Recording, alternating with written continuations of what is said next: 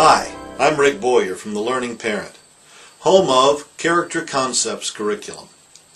For the last few videos we've been talking about socialization for kids.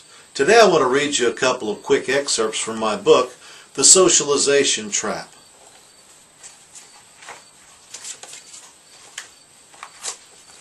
A book I found in a college library appears to be a college-level sociology text. Published in 1986, it's fairly up-to-date and very revealing in stating the humanist view on the function of peer groups. Quote, "The peer group helps children form attitudes and values. It provides a filter for sifting through their parent-derived values and deciding which to keep and which to discard." Now, did that register with you?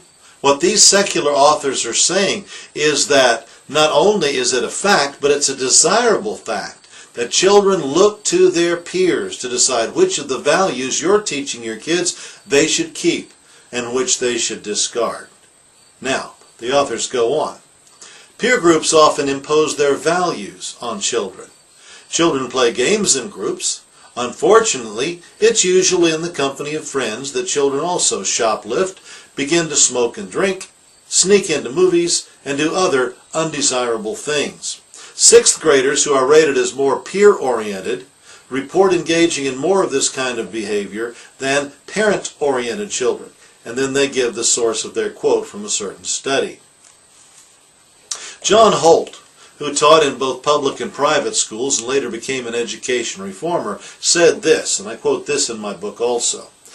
"When I point out to people that the social life of most schools and classrooms is mean-spirited, status-oriented, competitive, and snobbish, I'm always astonished by their response. Not one person of the hundreds with whom I've discussed this has yet said to me that the social life at school is kindly, generous, supporting, democratic, friendly, loving, or good for children. No, without exception, when I condemn the social life of school, people say, but that's what the children are going to meet in real life." That's education reformer John Holt. You know,